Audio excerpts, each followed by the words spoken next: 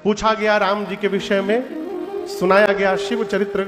और आपको बताऊं, श्री भरद्वाज जी ने एक बार भी बीच में उनको रोका टोका नहीं, प्रेम से सुनते रहे। और गोस्वामी जी कहते हैं भरद्वाज जी को इतना आनंद आया हो जिसका वर्णन नहीं किया जा सकता, उसका केवल दर्शन किया जा सकता है। कैसे पता चला आनंद आया? नयन नीरा रुमावली शिव चरित्र श्रवण करके भरद्वाज जी के नेत्र से झरझर अश्रुपात होने लगा, शरीर का एक एक रोम खिलने लगा। बुरा न मानिएगा, हर आदमी अपना विजिटिंग कार्ड लेके घूम रहा है कि हम भगवान के भगत हैं। अपने जाने में कौन भगत नहीं, वो सब बताए पड़े हम भगत हैं। लेकिन भक्त का यदि आइडेंटिफाइंग कैरेक्टर सुना जाए तो राम जी ने भक्त का पहचान पत्र दिया है कि कौन मेरा भक्त है। राम जी कहते लक्ष्मण भैया से, राम जी कहते मेरे भक्त का पहचान क्या है? मम गुण गावत। जब भक्त मेरा गुणगान गाता है, करता है, क्या होगा? पुलक शरीरा गद गद गिरा नयन बहनी। देखिए, प्रवाह नीचे से ऊपर होता है कि ऊपर से नीचे? बोलिए, ऊपर से नीचे। परंतु भक्ति का प्रवाह नीचे से ऊपर जाता है। आप दर्शन करिए, भक्ति जब चढ़ेगी तो उसको बताना नहीं पड़ेगा, वो दर्शित होगा। मनुष्य को ज्ञान में, आनंद में वृद्ध होना चाहिए। वृद्ध कौन? जो भगवत आनंद में समृद्ध हो जाए उसे वृद्ध कहा जाता है, जो उसके आनंद में हर समय झूमता रहे। भक्ति का प्रवाह जब नीचे से ऊपर बढ़ेगा तो आप दर्शन करिए, बाबा कहते हैं मम गुण गावत पुलक शरीर। पहले शरीर के एक एक रोम पुलकित होंगे और ऊपर बढ़ा, गद गद गिरा, वाणी अवरुद्ध हो जाएगी और ऊपर बढ़ा, नयन बहनी। आनंद वही है माई बाप जिसको जिह्वा से बताया ना जा सके। और एक बात समझ, महाराज क्या अद्भुत वक्ता हुए भारत में। तो अशोक भैया एक दिन भगवान से उनकी बात हो रही थी, तो भगवान ने पूज्य बिंदु गोस्वामी जी से पूछा कि गोस्वामी जी, क्या आप मुझे याद करते हैं? पूज्य बिंदु गोस्वामी जी ने कहा, प्रभु कैसे बताऊंगा तो आप विश्वास करेंगे। भगवान ने कहा, मुख दिया है, मुख से बोलिए। तो बोले, प्रभु मुख से तो लोग झूठ भी बोला करते हैं, मैं मुख से नहीं बताऊंगा कि मैं आपको याद करता हूं कि नहीं करता हूं। भगवान बोले, कैसे बताइएगा? गोस्वामी जी कहते, प्रभु ये दृग बिंदु तुमको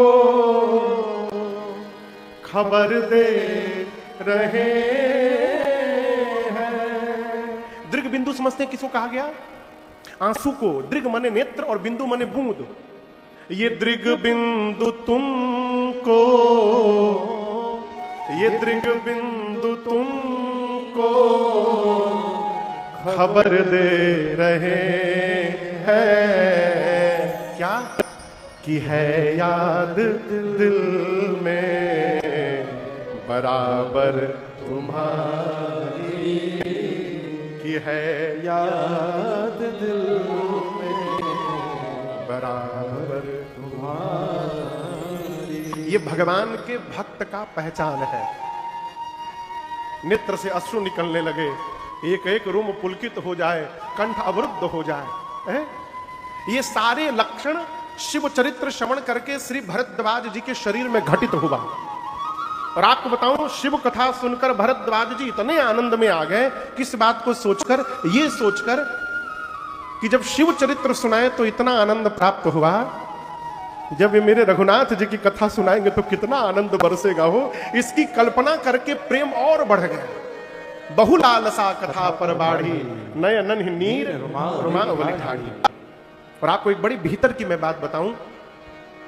देखिए, हम लोग कथा गाते हैं, अभी इसके पिछली में कथा में जो गा के आया हूं, गोंडा उत्तर प्रदेश अयोध्या के पास में, वहां औसतन सामने कम से कम 80-90 हजार श्रोता थे।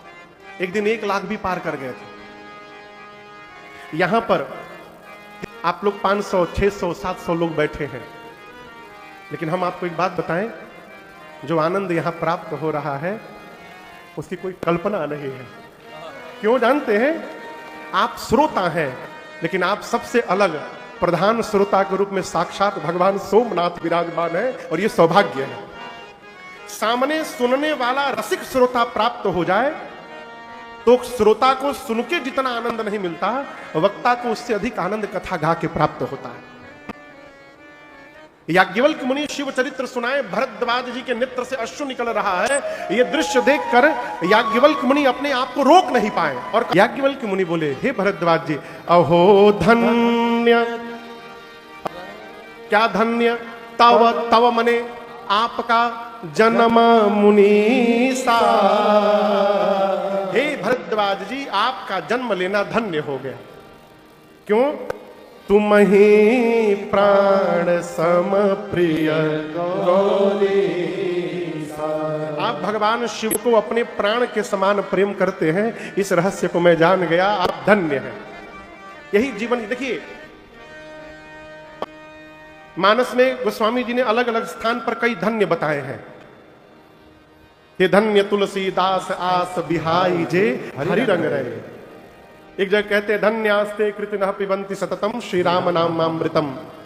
मैं आपसे निवेदन करूं, सीधी भाषा में, मनुष्य का शरीर प्राप्त करके और जो भगवान का भक्त बन गया वो जीव धन्य है। कहीं इधर उधर न भटकिए। आपका जन्म किसी जाति में हुआ हो, किसी कुल में हुआ हो। प्रहलाद जी का जन्म राक्षस कुल में हुआ था। हिरण्यकश्यप राक्षसों का राजा था, उनके घर में भक्तराज प्रहलाद, भगत शिरोमणि भे प्रहलादु। गोस्वामी तुलसीदास जी ने श्री रामचरितमानस में केवल 3 लोगों को भक्त शिरोमणि की संज्ञा दी। एक प्रहलाद जी को, एक भरतलाल जी को, और दूसरे गरुड़ जी महाराज को। राक्षस के कुल में जन्म लेने वाले प्रहलाद जी भक्त शिरोमणि हो गए।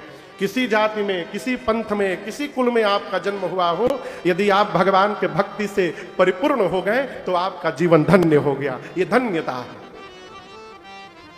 याज्ञवल्क्य मुनि बोले, भरद्वाज जी, मैंने जानबूझकर आपको शिव चरित्र सुनाया। प्रथम ही मैं कही शिव चरित, बूझा मरमा तुम्हारा। क्या बूझा? आप सुचि सेवक तुम राम के, रहित समस्त विकार। आप समस्त विकारों से रहित श्री राम जी के पवित्र भक्त हैं, इस रहस्य को मैं जान गया। और आपसे मैं निवेदन करूं, आप में से राम जी का भगत कौन कौन है? हम तो हैं। कन्हैया वाले? हाँ, ये बहुत बढ़िया। कन्हैया वाले राम जी में ना उठाइएगा। देखिए, अपने इष्ट में निष्ठ रहना चाहिए। कथा सबकी सुनिए, लेकिन अपने भगवान में निष्ठा बना के रखिए। ये नहीं कि राम कथा सुने तो राम जी के भगत, भागवत में पहुंच गए तो कन्हैया के भगत, कहीं शिव पुराण में पहुंच गए तो बाबा के भगत हो गए। नहीं, कथा सबकी सुनिए, पूजा सबकी करिए, लेकिन अपनी निष्ठा अपने इष्ट में बना करके रखिए। गोस्वामी तुलसीदास जी महाराज श्रीधाम वृंदावन गए, एक मंदिर में पुजारी जी ने कहा, दंडवत करिए कन्हैया को। बोले, बस इतना ठीक है। बोले, दंडवत करिए। बोले, नहीं करूंगा। क्यों? बोले, तुलसी मस्तक तब झुके जब धनुष बाण हो हाथ। जब तक हाथ में धनुष बाण नहीं दिखाता मैं दंडवत नहीं करता। जैसे गोस्वामी जी ने बात कही, ये सत्य घटना है। भगवान कृष्ण के विग्रह में से बंसी गायब हो गया और भगवान कृष्ण धनुष बाण लेके प्रकट हो गए वहां पर। आज भी वृंदावन के उस मंदिर में कन्हैया धनुष बाण के साथ खड़े हैं। तब गोस्वामी जी ने दंडवत किया। ये निष्ठा है। तो आप में से जो श्री राम जी के भक्त हैं, यदि आपको राम जी की भक्ति प्राप्त करनी है तो गोस्वामी जी ने बहुत बढ़िया उपाय बताया है। राम जी की भक्ति प्राप्त करनी है तो भगवान सोमनाथ की शरण में आकर उपस्थित हो जाइए। बिना महादेव की कृपा के राम जी की भक्ति मिलने वाली नहीं है। ये बात मैं नहीं कह रहा हूं, न गोस्वामी जी कह रहे हैं, स्वयं प्रभु श्री राम जी कहते हैं। जैसे आप लोग बैठे हैं ना, उसी तरह अयोध्यावासी बैठे थे। राम जी सबके सामने खड़े हैं। जब लड़का बड़ हो जाए मिश्रा जी, तो उसको डांट करके नहीं बात करना चाहिए, उसको दुलार करके पुचकार करके, ए बबुआ मान जाओ मान जाओ। हमारे यहाँ दाढ़ी छू करके समझाया जाता है बड़े बच्चों को, ए बाबू मान जाओ मान जा। इसी भाव में राम जी अपनी प्रजा से कह रहे हैं। आप कल्पना कर सकते हैं, भगवान अपनी प्रजा के सामने हाथ जोड़ के खड़े हैं। कल्पना कर सकते हैं? लेकिन राम जी खड़े हैं, अपनी बड़ी संतान अपनी प्रजा को समझा रहे हैं। क्या राम जी कहते हैं? औरं एक गुप्त मत, और एक गुप्त मत मैं सब ही कहूं कर जो। राम जी कहते मैं हाथ जोड़ के बताना चाहता हूं। क्या? शंकर भजन बिना नर भगति न पावे मोह। राम जी ने क्लियर कर दिया, बिना शंकर जी का भजन किए राम जी की भक्ति प्राप्त होने वाली नहीं है। इसलिए राम जी की भक्ति चाहिए तो खूब बाबा की पूजा करिए, बाबा प्रसन्न होंगे तो राम जी की भक्ति प्रदान कर देंगे। याज्ञवल्क्य मुनि ने कहा कि मैं आपको राम कथा सुनाऊंगा, और कल गोस्वामी जी कथा को काशी से प्रयाग लेकर आए थे। आज याज्ञवल्क्य मुनि कथा को प्रयाग से कैलाश लेके पहुंचे। कैलाश पर्वत का दिव्य शिखर है, कहते हैं जहां पर भगवान शंकर और मां भवानी जी का सदैव वास है। कब कब वास है? बोलिए। सदैव मतलब हमेशा। हाँ, ये नहीं कि खाली सावने में भगवान मिलेंगे वहां पर। सदा जहां शिव उमा निवास। उस कैलाश पर एक विशाल बट वृक्ष है, बट यानी बरगद। और इस बट वृक्ष की विशेषता है, बाबा कहते हैं किसी भी काल किसी भी ऋतु में चले जाइए वो हमेशा नया बना रहता है, नित नूतन सुंदर सब काला। कारण जानते हैं बाबू का है? बाबा इसी वृक्ष के नीचे बैठ के भजन करते थे। आप बड़ा सूक्ष्म आप इसका अनुभव करिएगा अपने घर में। घर में कोई ना कोई स्थान ऐसा होता है जहां जाने के बाद मन का उच्चाटन हो जाता है। कई स्थान ऐसा होता है जहां पर जाकर के शांति मिलती है, कोने में, किसी कमरे में, कहीं स्थान पर। ये क्या है? परमाणु है। हम जैसा जीवन जीते हैं उससे हमारे आसपास के वातावरण की ऊर्जा निर्मित होती है। पहले के लोग लड़ने के लिए, झगड़ने के लिए अलग घर बनाते थे, उसका नाम होता था कोप भवन। जिसको झगड़ा करना होता था उसी में जाके बैठ जाए। भगवान शंकर के भजन का प्रभाव है कि बट वृक्ष सदैव नवीन बना हुआ है। एक दिन बाबा गए, उस वृक्ष का दर्शन किए, और दिव्य का दर्शन करके दिव्य चेतना जन्म लेगी। वृक्ष का दर्शन किए, ऐसा भाव उमड़ा, अपने हाथ से बाघंबर लाकर बाबा बिछा करके बैठ गए। एक श्रोता ने भैया एक दिन प्रश्न किया कि महाराज क्या शंकर जी के पास कोई गण नहीं थे आसन बिछाने के लिए? नहीं थे क्या कोई गण? कैलाश में कोई गण नहीं थे बाबा के जो बाबा का आसन बिछा देते? शंकर जी स्वयं क्यों बिछाए? इसके पीछे कारण है, बाबा ने आसन बिछाने का ऐसा समय चुना जिस समय आस पास कोई गण न हो। क्यों? भगवान शंकर जानते हैं कि आज जैसे मैं जा करके बैठूंगा, पार्वती आकर अपना संशय प्रकट करेंगी। यदि गणों के सामने संशय प्रकट करेंगी तो ये गण मेरी पार्वती के विषय में क्या सोचेंगे कि भवानी जी को भी संशय है।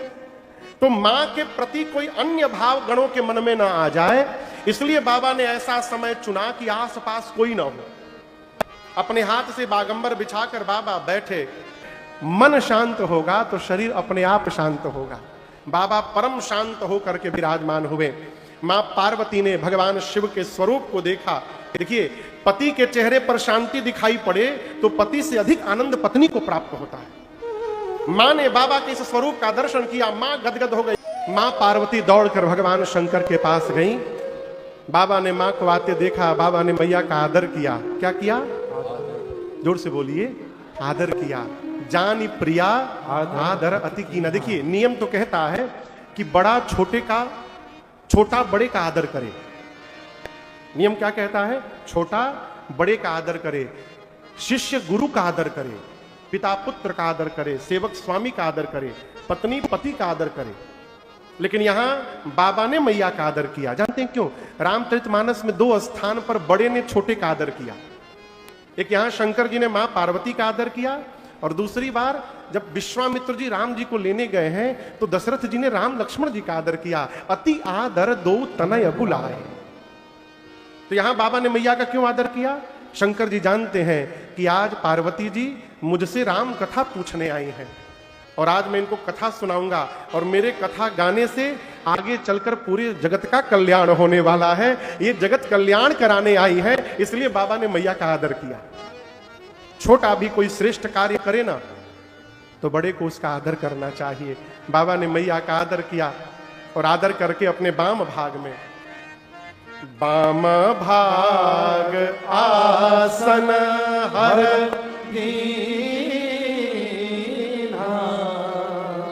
जैसे बाबा ने बामांग में स्थान प्रदान किया, मां भवानी प्रसन्न हो गई। शिव जी ने कहा कि कुछ कहना चाहती हैं आप? मां ने कहा प्रभु, चाह तो पिछले जन्म से रही थी, लेकिन जितना सुंदर समय आज मिला है ना, अब तक मिला नहीं था।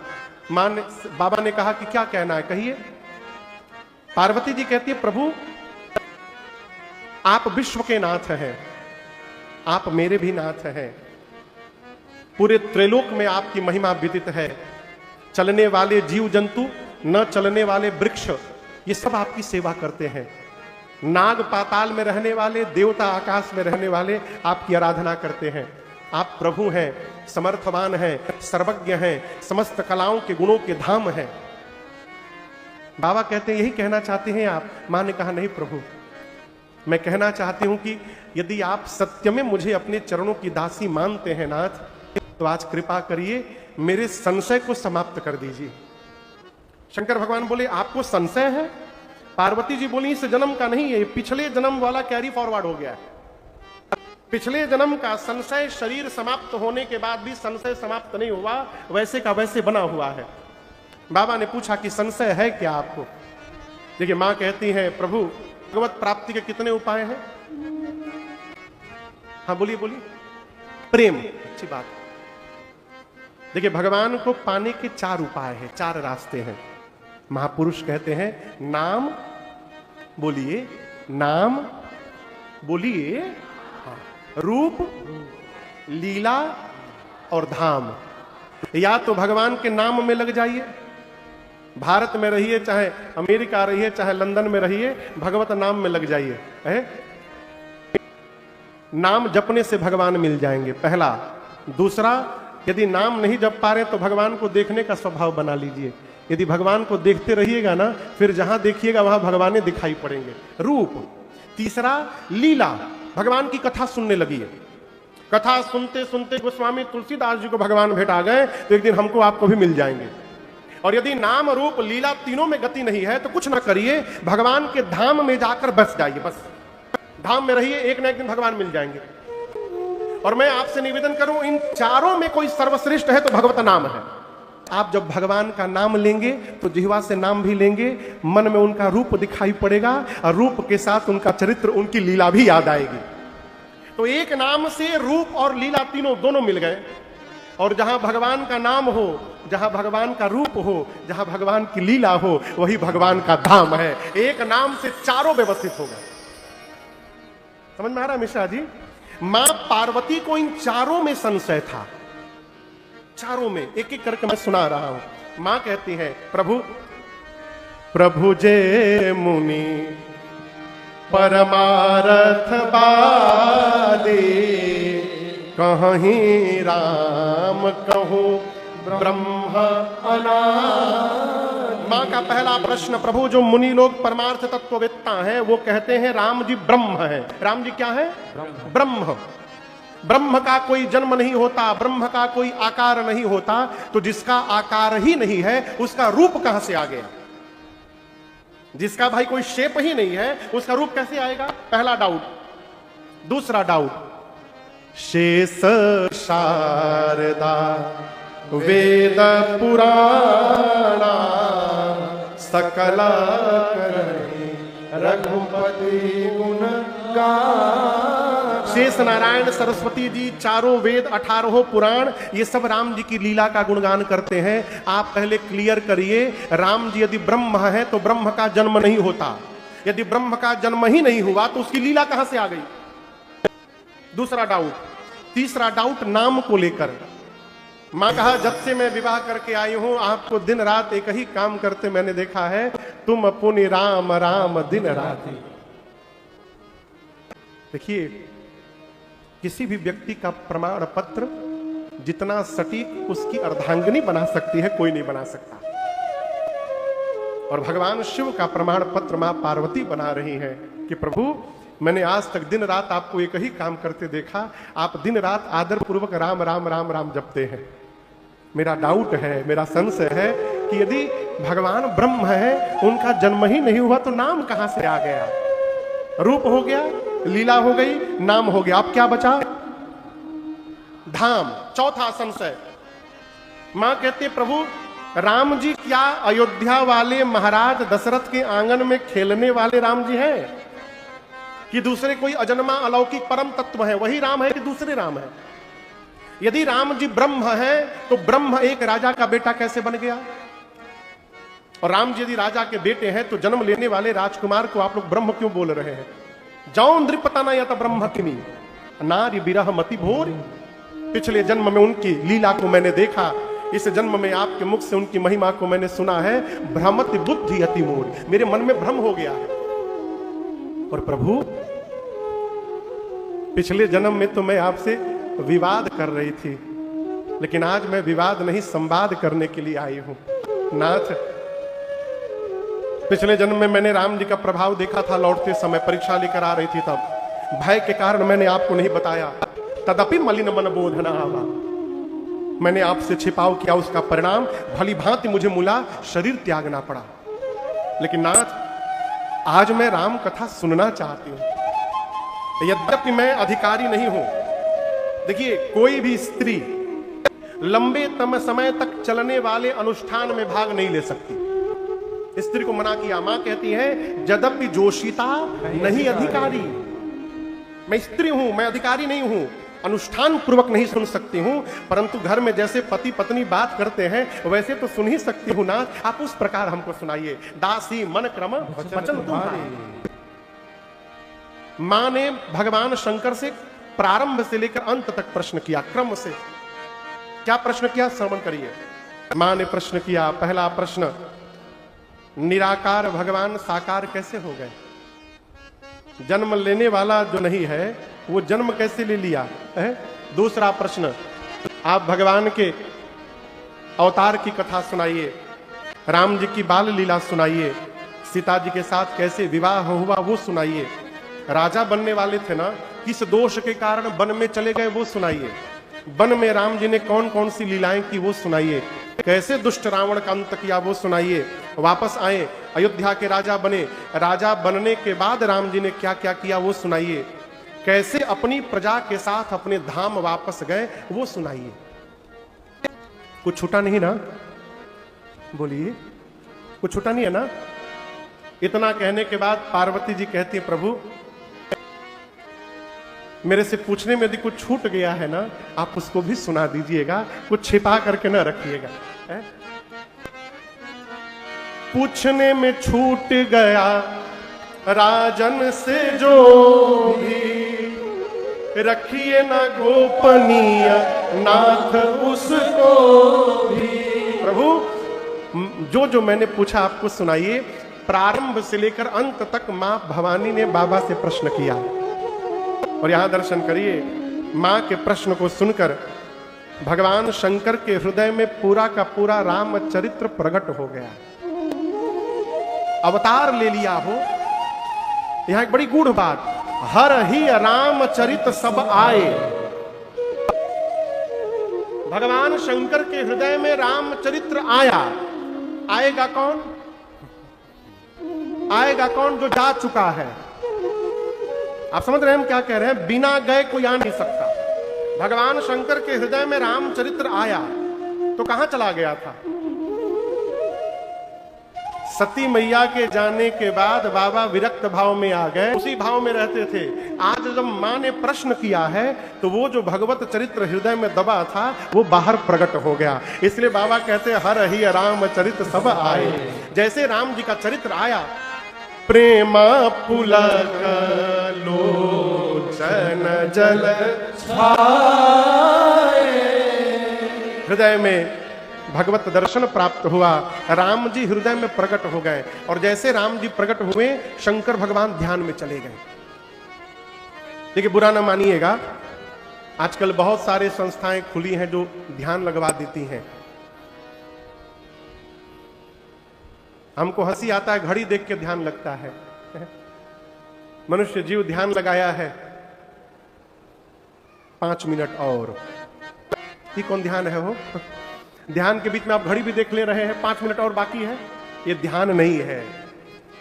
मेरा अपना मानना है, मैं आपको बताऊं, हो सकता है मैं गलत भी हूं, लेकिन मेरा मानना है कि हृदय में जब तक भगवत दर्शन प्राप्त नहीं होगा तब तक ध्यान लग ही नहीं सकता।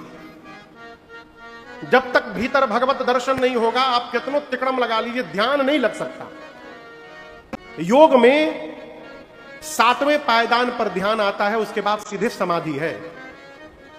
शंकर जी के हृदय में राम जी प्रकट हुए, एक साधक है भारत में हुए, पूज्य श्री पथिक जी महाराज, आप नाम सुने भैया जी, हरिद्वार में उनकी समाधि है, विलक्षण विभूति भारत के। वो कहते हैं पथिक जी,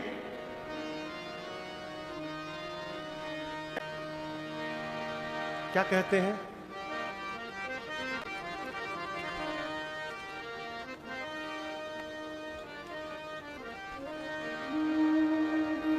पथिक अपने में अपने प्रियतम को पाकर, क्या बात है। पथिक जी कहते हैं अपने प्रियतम भगवान को मंदिर में नहीं पाना है, कहां पाना है? अपने में। अच्छा आप बताओ, आपके मोहल्ले में मंदिर है राम जी का, रामनवमी का उत्सव दर्शन करने के लिए आपको कहां जाना पड़ेगा? बोलिए, मंदिर में जाना पड़ेगा, बिना मंदिर में क्या उत्सव नहीं मिलने वाला। पथिक 2 दंड, एक दंड में 24 मिनट, 2 दंड में कितने हो गए बाबूजी?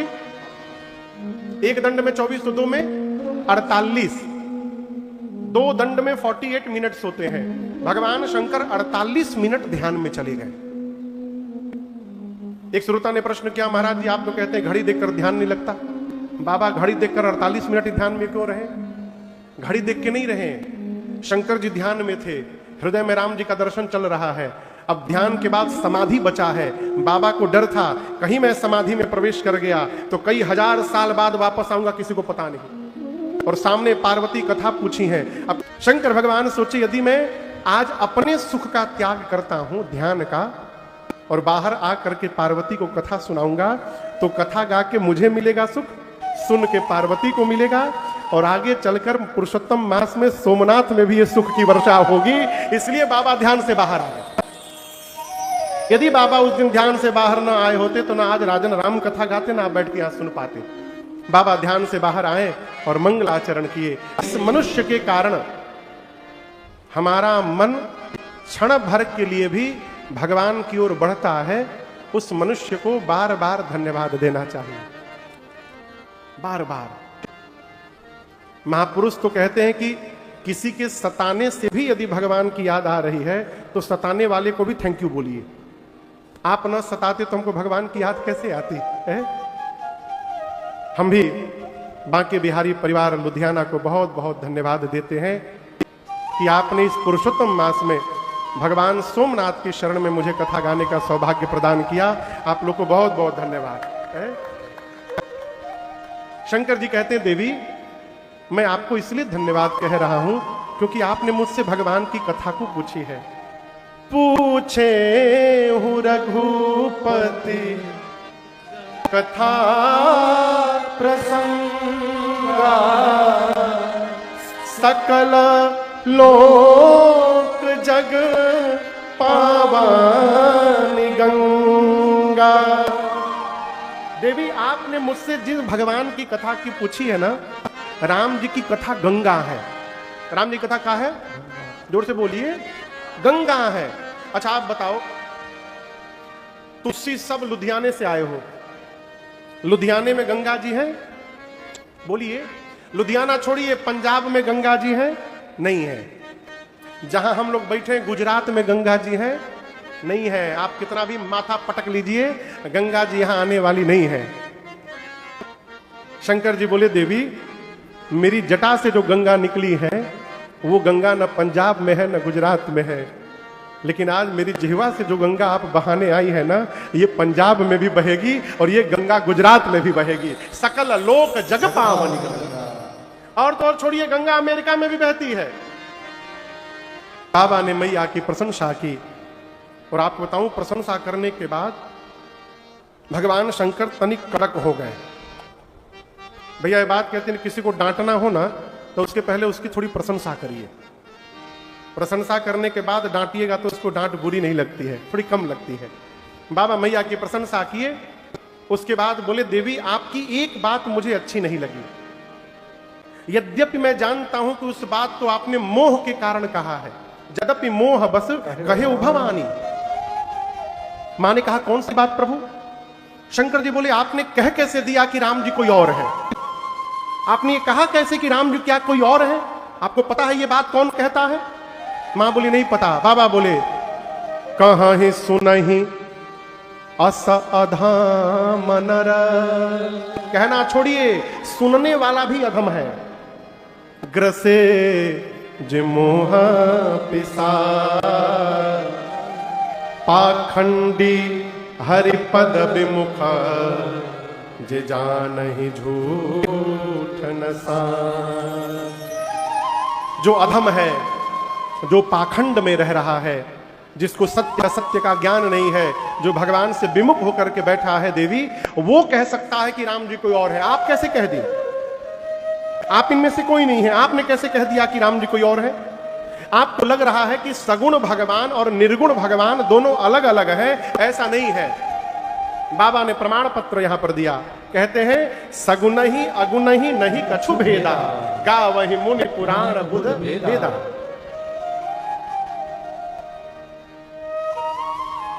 ये क्या है? गिलास है ना, इसके भीतर क्या है? पानी है। हाँ, और कुछ नहीं है, पानी है। इसमें पानी है। अब बताइए गिलास के भीतर जो पानी है, अभी पानी का आकार क्या है? गिलास के भीतर है तो किस आकार में पानी है? गिलास में। यही गिलास का पानी यदि प्लेट में डाल दे तो क्या आकार हो जाएगा? प्लेट का। प्लेट का पानी कटोरी में डाल देंगे तो क्या आकार हो जाएगा? कटोरी का। यानी पानी का अपना कोई आकार नहीं है। बर्तन जिस आकार का होता है, पानी वही आकार धारण कर लेता है। लेकिन यही पानी यदि बर्फ बन जाए, गिलास में डालकर 1 घंटा फ्रिज में रखिए, क्या बन जाएगा? बर्फ। बर्फ का आकार कैसा है? ग्लास जैसा। ग्लास का बर्फ प्लेट में डालिएगा तो बर्फ प्लेट का आकार नहीं रहेगा, वो ग्लास के ही आकार में रहेगा। पानी है तो कोई आकार नहीं है, बर्फ बन गया, आकार मिल गया। उसी प्रकार देवी, भगवान का अपना कोई आकार नहीं है। भगवान तो निराकार है। अच्छा, आपसे एक प्रश्न पूछ रहा हूं, क्या आपको ऐसा लगता है कि आप कभी भगवान से मिले हैं?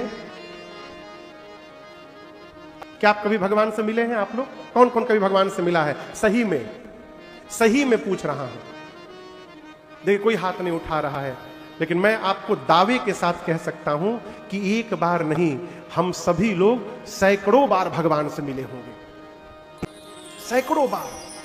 महाराज हम पहचाने क्यों नहीं? क्योंकि हम इसलिए नहीं पहचान पाए, हम अपने दिमाग में एक कॉन्सेप्ट लेके घूम रहे हैं कि भगवान जो होंगे सोने का मुकुट पहने होंगे, भगवान जो होंगे पीतांबर वस्त्र धारण किए होंगे, भगवान हीरे मोती की माला पहने होंगे। इस रूप में यदि दिखाई पड़ेंगे तो हम मानेंगे भगवान है। इसके अलावा किसी रूप में आएंगे हम पत्ता भी नहीं देंगे उनको। अब भगवान तो किसी रूप में भी जा सकते हैं।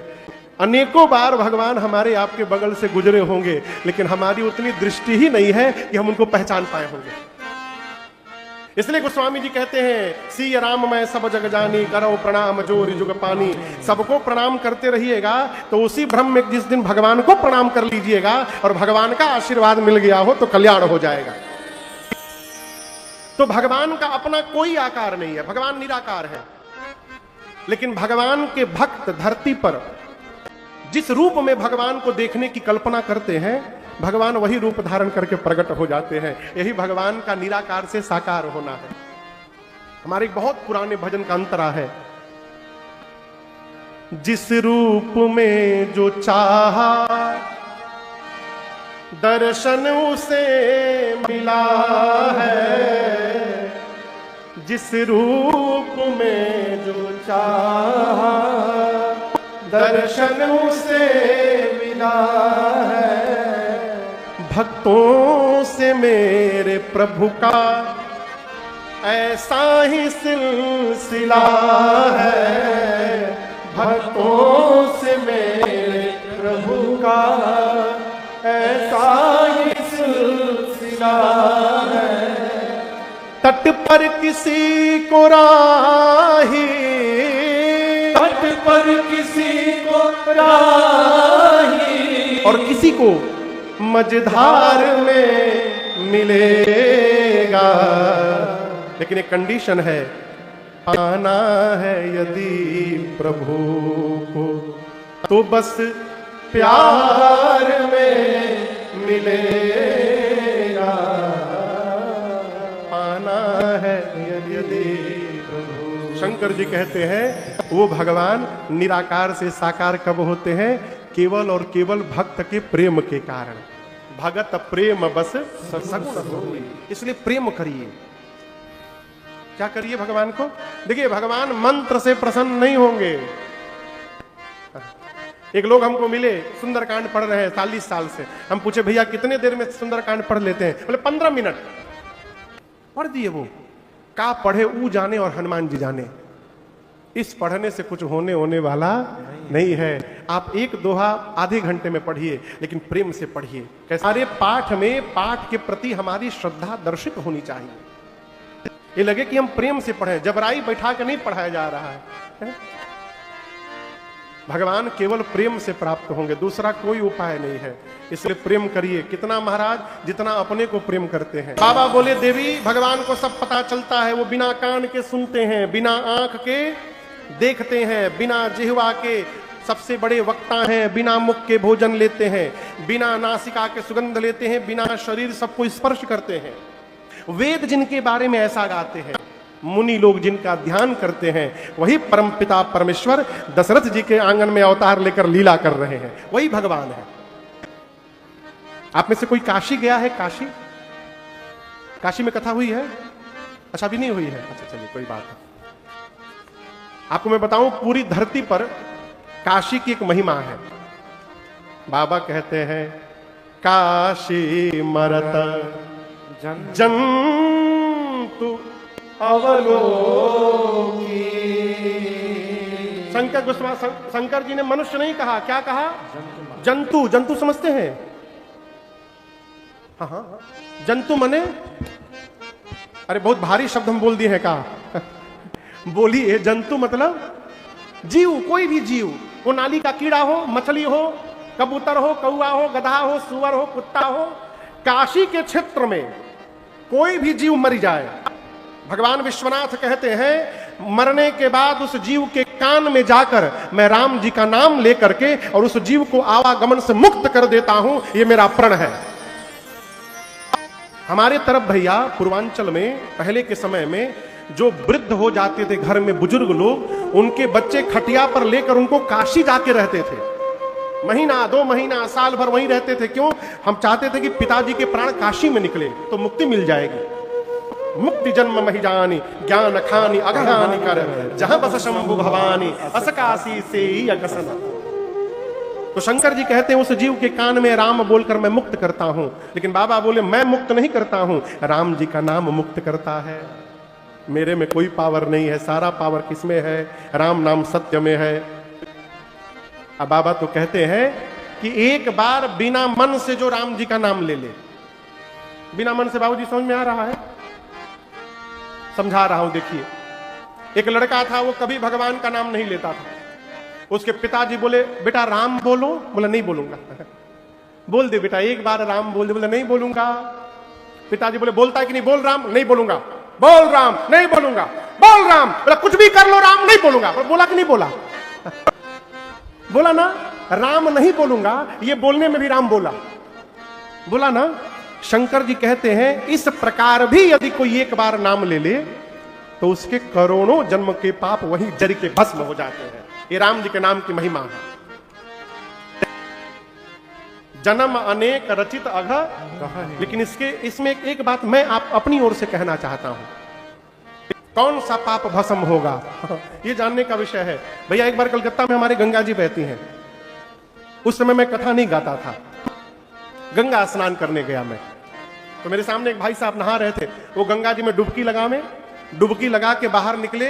अब बोले सारा बैलेंस जीरो। फिर डुबकी लगावे निकले, सारा बैलेंस जीरो। मैं सोचू पानी के भीतर कौन सा बैलेंस जीरो हो रहा है? तो नहीं रहा गया। तो हम पूछे भाई साहब ये क्या सारा बैलेंस जीरो?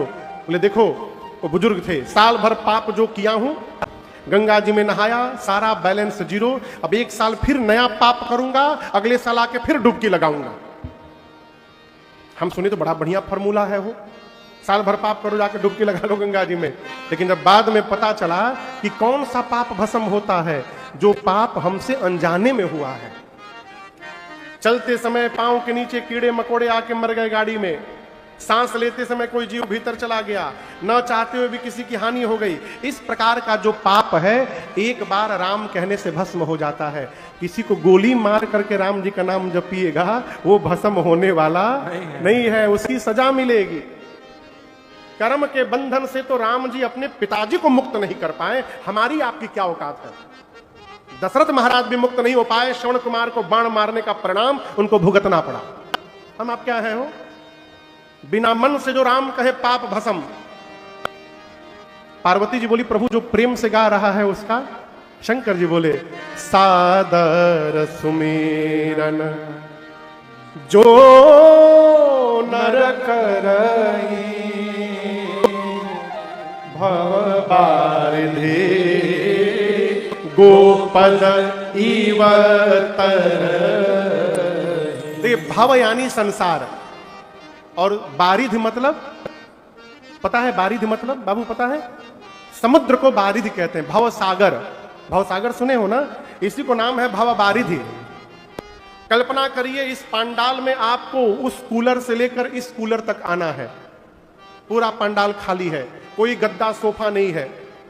उस कूलर से इस कूलर तक आना है, और रास्ते में गऊ के खुर के बराबर गड्ढा है। गऊ का खुर समझते हैं, पांव, गऊ का जो पांव होता है उसको खुर कहते हैं। कितना बड़ा होता है, इतना बड़ा, इतना बड़ा गड्ढा है रास्ते में। क्या आप खड़े होकर गड्ढे के सामने सोचेंगे ब्रिज बना के इसको पार करें, सीढ़ी लगा के पार करें, कि दौड़ कर आकर जंप करके पार करें? सोचेंगे? क्या करेंगे? आप बिना देखे उसको चलेंगे, और चलते चलते कब इतना बड़ा गड्ढा पांव के नीचे से पार हो गया आपको पता भी नहीं चला।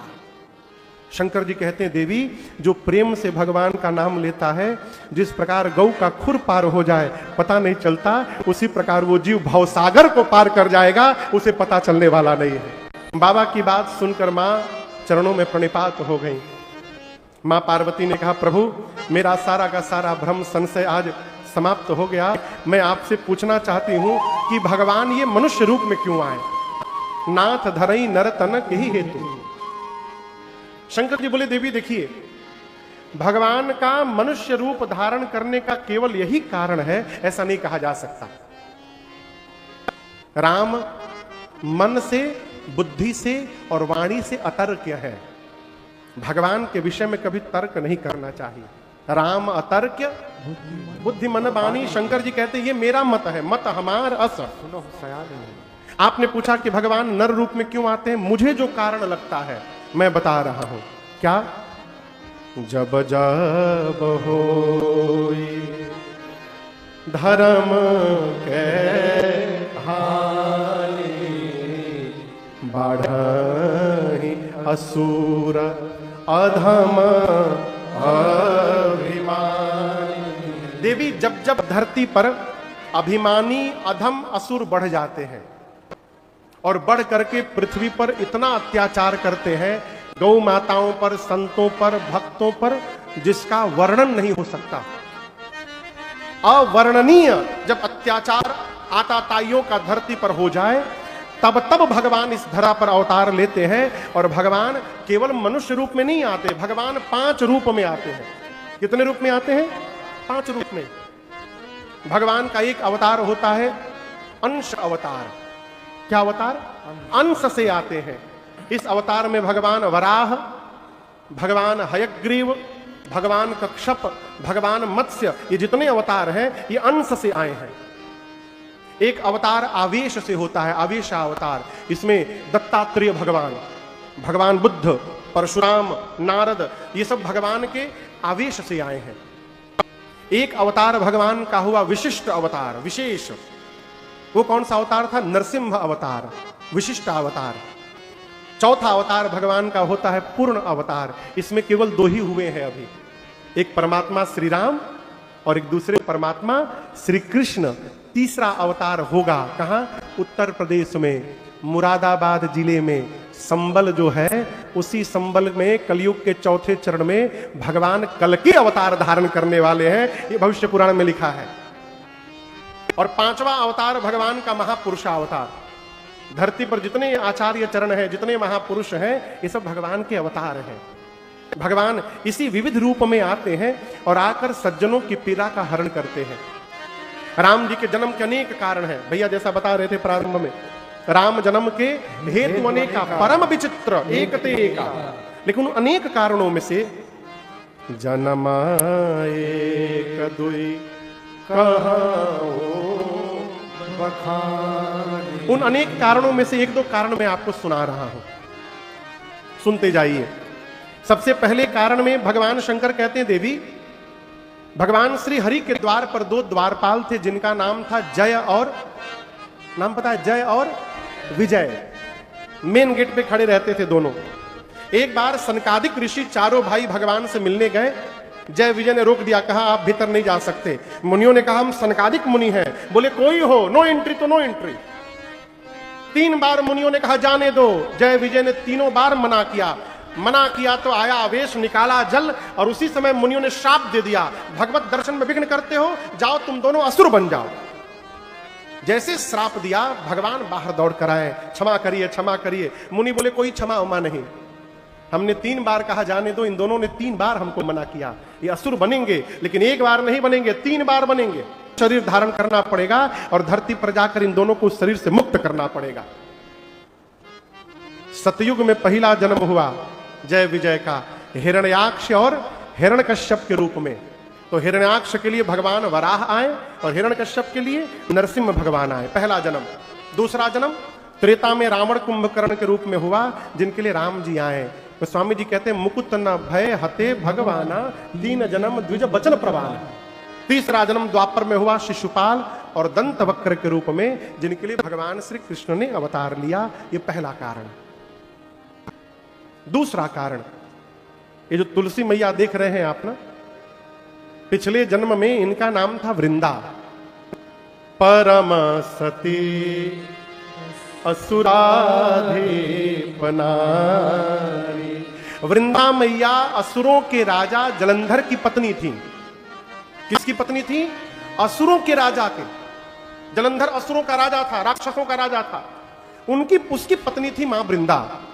लेकिन असुर से विवाह होने के बाद भी अपने पति के चरणों में निष्ठावान थी और वृंदा मैया के सतीत्व के कवच के कारण युद्ध में जलंधर को कोई मार नहीं पाया। यहां तक भगवान शिव भी नहीं मार पाए, मरबे ना करे वो।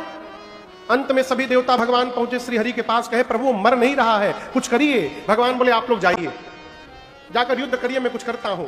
देवता जाकर ललकारे। जलंधर जब युद्ध करने के लिए घर से चला ना, वहां वृंदा ने पांव पकड़ लिया, कहा प्रभु आपकी कुशलता के लिए मैं पूजन में बैठने जा रही हूं, और जब तक मैं वहां बैठी रहूंगी आपका कोई बाल बांका नहीं कर पाएगा। जलंधर गया युद्ध करने देवताओं से, वृंदा मैया पूजन में बैठ गई। और थोड़ी देर बाद भगवान श्री हरि जलंधर का रूप धारण करके वृंदा मैया के आगे चले गए। मां वृंदा ने अपने पति का रूप देखा, पूजा छोड़ के उठ गई, और जैसे पूजा से उठी उधर जलंधर मार दिया गया। उसका कटा हुआ सिर जब वृंदा मां के सन्मुख आके गिरा, मां का पूरा शरीर कांप गया। मां ने पूछा कौन हो तुम? तब भगवान अपने रूप में प्रकट हुए। मारे संकोच के, शर्म के भगवान का सिर नीचे झुका था। वृंदा मैया ने कहा आपने भगवान होकर मेरे साथ छल किया, आप भगवान हैं और ऐसा काम किया आपने, शाप देती हूं आपको मैं। जिस प्रकार आपने छल करके मेरे पति को मुझसे दूर किया, एक दिन यही मेरा पति छल करके आपकी पत्नी को आपसे दूर करेगा। और आप भगवान हैं, जड़वत व्यवहार किया है आपने।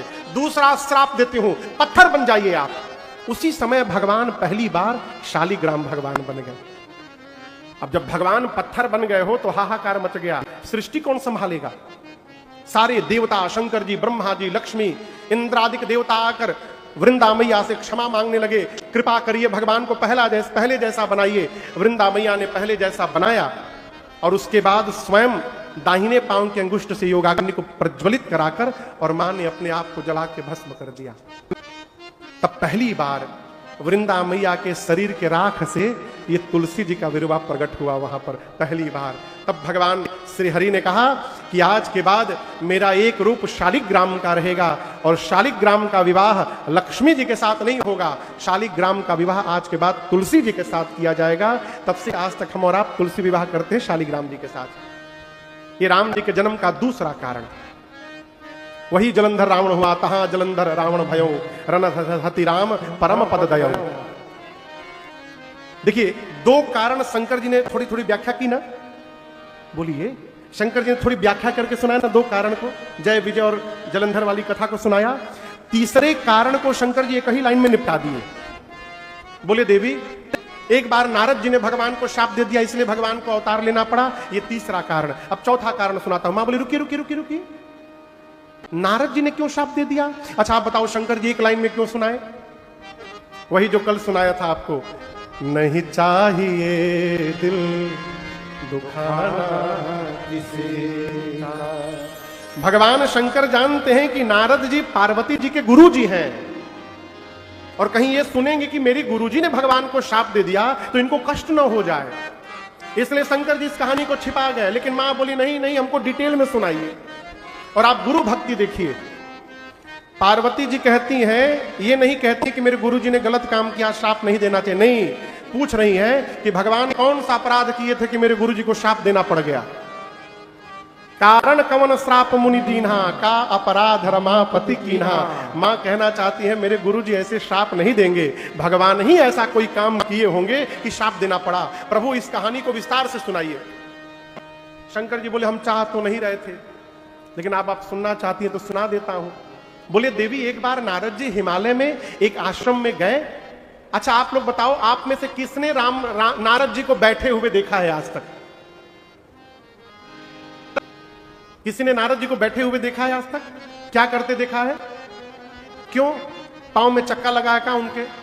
क्यों घूमते रहते हैं? श्राप के कारण। कल जो सुना रहा था, सती मैया के पिता कौन थे? दक्ष। ब्रह्मा जी ने दक्ष को काम दिया कि जाओ सृष्टि का विस्तार करो, पुत्रों को जन्म दो, जो तुम्हारे बेटे आगे चलकर पुत्रों को जन्म देंगे, सृष्टि का विस्तार होगा। दक्ष बेटों को जन्म देते थे, और जैसे बच्चे थोड़े बड़े होते थे, नारद जी जाकर उनको प्रवचन सुनाते थे, और ऐसा प्रवचन सुना देते थे कि दक्ष के सारे बेटे बैरागी महात्मा होके और सन्यासी बन के घर छोड़ के चले जाते थे। बार बार बच्चे जन्म ले, बड़े हो, नारद जी जाके प्रवचन सुना दे। दक्ष बोले ये सब काम नारद ने बिगाड़ा है। नारद जी आए तो श्राप दे दिया, एक स्थान पर 24 मिनट से अधिक तुम टिकोगे ही नहीं। क्यों? न लंबा टिकोगे, न लंबा प्रवचन दोगे। उसी श्राप के कारण नारद जी रोमिंग मोड में रहते हैं, हमेशा घूमते रहते हैं। लेकिन आश्रम की दिव्यता का दर्शन किया और भगवान का स्मरण किया। सुमिरत हरि ही श्राप गति बाधि, सहज विमल मन लागी समाधि। नारद जी समाधि में चले गए। कहां चले गए? अच्छा आपको बताऊं, नारद जी को समाधि में देख करके सबसे अधिक किसको डर लगा था पता है? बोलिए बोलिए। इंद्र को। जानते हैं क्यों? देखिए हम आप लोग को नहीं बोल रहे हैं, हम दूसरे जगह की बात बोल रहे हैं। सोफा पर बैठने वाला आदमी थोड़े टेंशन में रहता है, हम आप लोग को नहीं बोल रहे हैं, हम दूसरे को बोल रहे हैं। क्यों टेंशन में रहता है? उसको 3 घंटा इस बात का डर रहता है कोई हमसे अधिक वीआईपी ना आ जाए, हमसे बड़ा कोई वीआईपी आएगा तो हमको नीचे उतरना पड़ेगा। नारद जी की तपस्या देख करके इंद्र को डर हो गया। फटाना अभी, ये इंद्र का डर था। इंद्र को डर किस बात का हो गया? कहीं नारद जी भगवान से वरदान में मेरी कुर्सी ना मांग ले। नारद जी ने भेजा कामदेव को कि जाइए नारद जी की तपस्या भंग करिए। कामदेव आए, पूरे कलाओं का प्रभाव का विस्तार किए। लेकिन यहां बाबा कहते हैं सीम की चांप सकई कोई तास बड़ रखवार रमापति जा। नारद जी की तपस्या कामदेव नहीं तोड़ पाए, कामदेव का प्रभाव नहीं तोड़ पाया। अंत में हार कर कामदेव नारद जी के चरणों में गिर गए। अब यह बड़ी सूक्ष्म बात, जैसे कामदेव नारद जी के पांव में गिरे, न प्रणाम किए, नारद जी आंख खोल दिए। आप समझ रहे हैं? काम के प्रभाव ने नारद जी को नहीं जगाया, लेकिन काम के प्रणाम ने जगा दिया। एक कथा कहती है, जीवन में जब सम्मान प्राप्त होने लगे तो विशेष सावधान रहने की आवश्यकता है। हमारे महाराज जी कहते, बाबू ऊंचाई पर पहुंचना बड़ी बात नहीं है, उस ऊंचाई पर पहुंचकर वहां बने रहना ये बहुत बड़ी बात है। नारद जी ध्यान से बाहर आ गए हो, देखे काम मेरे पांव में गिरा हुआ है। कामदेव ने पूरी बात बताई, नारद जी मुस्कुरा रहे हैं। अब दर्शन करिए, नारद जी क्या सोचने लगे, ये काम शिव जी के भी समाधि को नहीं तोड़ पाया, मेरी भी नहीं तोड़ पाया अपने प्रभाव से। वहां बाण चलाना पड़ा, यहां प्रणाम किया, लेकिन शिव जी क्रोधित हो गए थे। अब मैं मुस्कुरा रहा हूं, यानी मैं काम के साथ साथ क्रोध पर भी विजय प्राप्त कर लिया हूं। शिव जी क्रोध पर विजय नहीं प्राप्त किए थे, मैं तो उनसे आगे निकल गया। नारद जी को लगा मैं शंकर जी को हरा दिया हूं, सोचे चल के पहले शंकर जी को बताता हूं। पहुंचे कैलाश, शंकर जी सोचे राम जी का भगत आया है, राम कथा सुनाएगा, आज नारद जी काम कथा सुनाए। शंकर जी सुने, बोले नारद जी कैन आई से समथिंग, जैसे आपने हमको सुनाया है ना, इस प्रकार कभी भगवान से ना सुनाइएगा। नारद जी को लगा कि इनको मेरी उपलब्धि बर्दाश्त नहीं हो रही है, इनको जलन हो रही है, ये चाहते कोई जान ना पाए। शंकर जी ने मना किया था, नारद जी कहां माने। देखिए, जिस बात को पूरे गांव तक पहुंचाना हो, जिस बात को पूरे गांव तक पहुंचाना हो, किसी एक व्यक्ति को कहिए और कहने के बाद इतना कह दीजिए कि तुमको अपना जान के बताया हूं, किसी से कहना मत। आप जैसे मना करिएगा किसी को मत कहना, वो पूरे सबको वो तुरंत बताएगा बगल को, देखो मना किए हैं हमको, बताना नहीं है, लेकिन मैं तुमको अपना जान के बता रहा हूं, तुम किसी से मत बताना। शंकर जी मना किए कि भगवान से मत बताना। नारद जी कहां माने, पहुंच गए। नारायण नारायण नारायण नारायण, कहां गए, क्षीर सिंधु गए। कहां गए, बोलिए, क्षीर सिंधु। गोस्वामी जी लिखते हैं, हर्ष से मिले उठी रमा निकेता। अच्छा आप बताओ, भगत भगवान के घर जाए तो क्या भगवान को घर के बाहर आकर भगत का वेलकम करना चाहिए? बोलिए बोलिए। आप गुरु जी के घर जाएं तो क्या गुरु जी आकर बाहर और गाड़ी का गेट खोलेंगे तब आप उतरिएगा? नहीं ना। धर्म क्या कहता है, गुरु जी अपने स्थान पर बने रहे, आप भीतर जाकर प्रणाम करिए। लेकिन आज जब नारद जी आए हैं तो भगवान क्षीर सिंधु में शेष सैया से नीचे उतरे, हर्ष मिले उठी रमा निकेता। भगवान बाहर जाकर नारद जी से मिले। क्यों? पढ़िएगा, नारद जी भगवान से मिले हैं ना तो आज प्रणाम नहीं किए। भगवान पहले जान गए थे कि नारद जी आज प्रणाम नहीं करेंगे हमको। सोचे यदि लक्ष्मी जी के सामने प्रणाम नहीं करेंगे तो लक्ष्मी जी को क्रोध आ जाएगा, श्राप दे देंगी।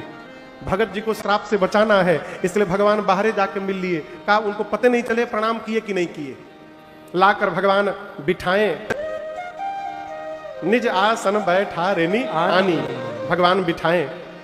दूसरी गलती, भगवान के आसन पर क्यों बैठना नारद जी को? आप गुरु जी के आसन पर बैठेंगे? भगवान अपने आसन पर नारद जी को बिठाए, नारद जी बैठ गए। क्यों? नारद जी का दिमाग आउट ऑफ ऑर्डर है। उनके दिमाग में चल रहा है कि कैसे बता दूं कि मैंने काम पर विजय प्राप्त कर लिया। उपाय ढूंढ रहे हैं। तब तक भगवान ने पूछ दिया, बहुते दीनाना कीन मुनि का। अरे नारद जी, बहुत दिनों बाद आपने दया की आज। अब सोचिए कहीं भगत भगवान पर दया करेगा? इस पर भी नारद जी नहीं समझे। नारद जी बोले, अरे प्रभु क्या बताएं आपको, मैं बहुत पहले आने वाला था, लेकिन ऐसा हुआ मैं ध्यान में बैठ गया, समाधि में चला गया, ना कामदेव आए, ये हुआ वो हुआ, सब बताया। भगवान देखे तो भगत को अभिमान हो गया है, और यदि अभिमान अभी नहीं दूर करूंगा तो ये अभिमान विकराल रूप धारण कर लेगा। भगवान ने अपनी माया रची। नारद जी प्रणाम करके निकले। जिस रास्ते से आए थे उसी रास्ते में माया का नगर बन गया। नारद जी सोचे, रही जाते समय तो सिटी पड़ा नहीं, आते समय से नया सिटी कहां से आ गया?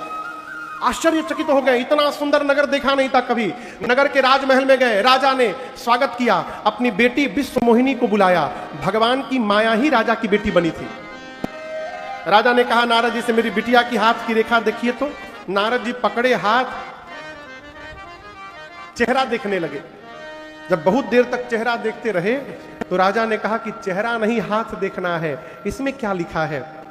उस कन्या की हस्तरेखा कह रही थी, जो अमर होगा, तीनों लोक का जो स्वामी होगा और युद्ध में जिसको कोई नहीं हरा सकता होगा, वही इस कन्या का पति होगा। इस बात को नारद जी उल्टा पढ़ गए। नारद जी का पढ़ लिए, जिससे विवाह हो जाएगा वो अमर। उसमें लिखा था जो पहले से अमर होगा उससे विवाह होगा। नारद जी का पढ़ लिए, जिससे विवाह होगा वो अमर, जिससे विवाह हो जाएगा वही तीनों लोक का स्वामी, और जिससे विवाह हो जाएगा उसको कोई युद्ध में हरा नहीं सकता। नारद जी मन में डिसाइड किए, ये कन्या हाथ से जानी नहीं चाहिए। पूछे कितनी देर बाद स्वयंवर है? राजा ने कहा 1 घंटे बाद। नारद जी बेचैन, राम 1 घंटे में कैसे क्या होगा? जब तप कछु न होई तही काला, हे विधि मिलई कवन विधि बाला। ये कन्या कैसे मिलेगी? टाइम नहीं है, मैं तपस्या करके वरदान मांग लेता। जब कोई उपाय नहीं सोचा तो भगवान की याद आई। तुरंत नारद जी बुलाने लगे, श्रीमन नारायण नारायण नारायण, अरे आओ नारायण नारायण। जैसे 2 बार नारद जी बुलाए, भगवान प्रकट हो गए। बोले नारद जी अभी अभी तो आप आए, तुरंत बुला लिए। बोले प्रभु इमरजेंसी है, टाइम बिल्कुल नहीं है मेरे पास। बोले क्या बात है?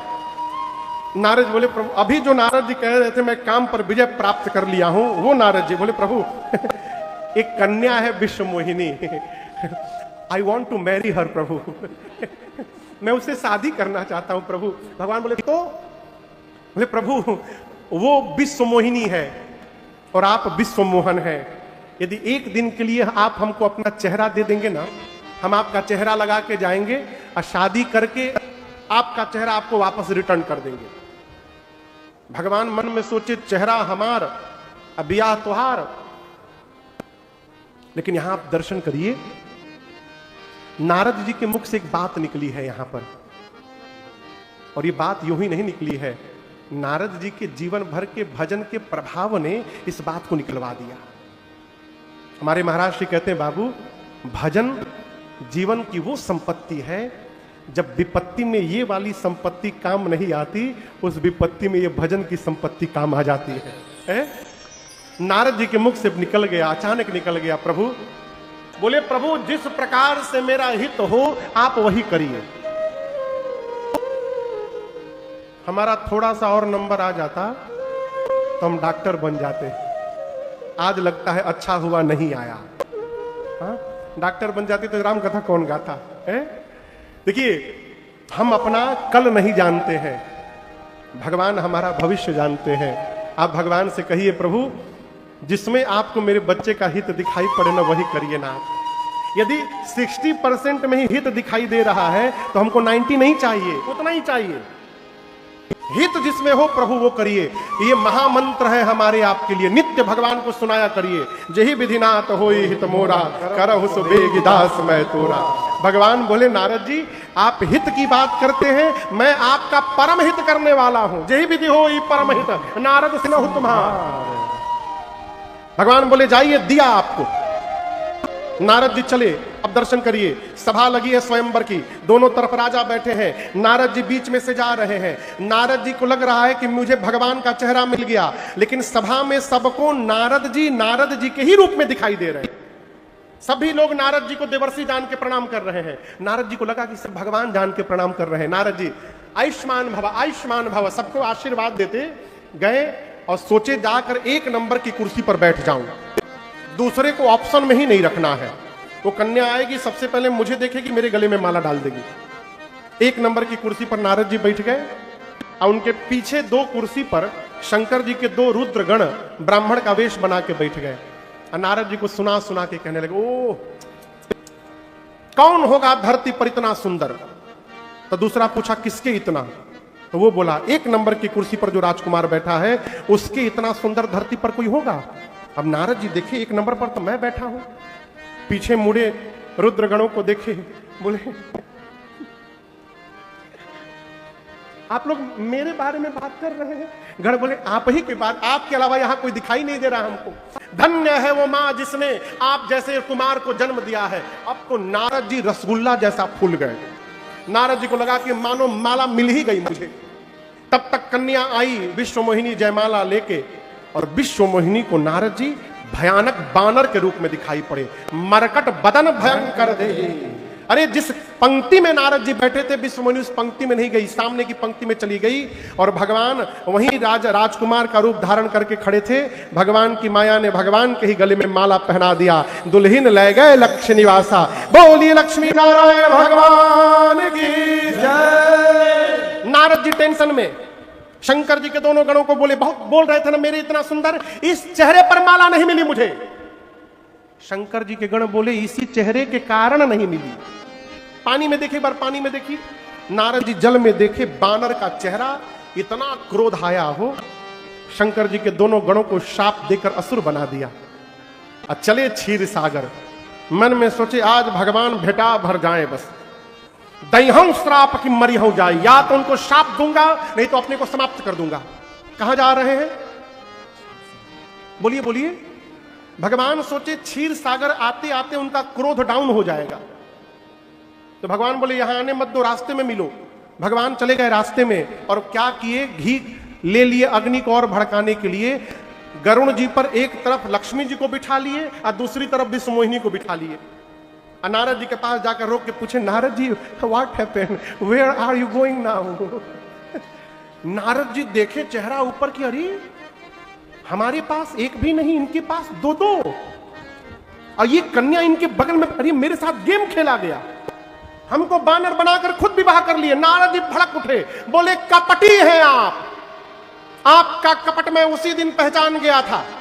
समुद्र में से जहर निकला तो शंकर के पास भेज दिए, लक्ष्मी मणि निकला अपने पास रख लिए, आप परम स्वतंत्र हो गए हैं, अपने से बड़ा किसी को नहीं मानते आप, अच्छे को बुरा बना देते हो, बुरे को अच्छा बना देते हो, अच्छे घर में बैना भेजा है आपने। मैं नारद आज आपको ठीक करके छोड़ूंगा।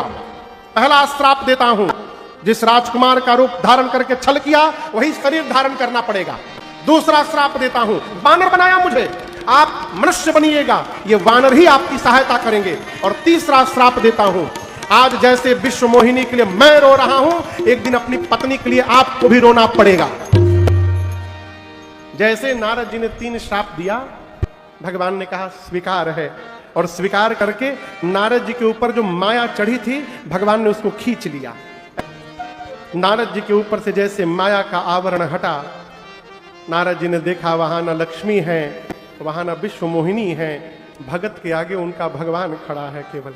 ए पांव में गिर गए, त्राहिमाम प्रभु, मैंने जितने श्राप दिए सब असत्य हो जाए नाथ।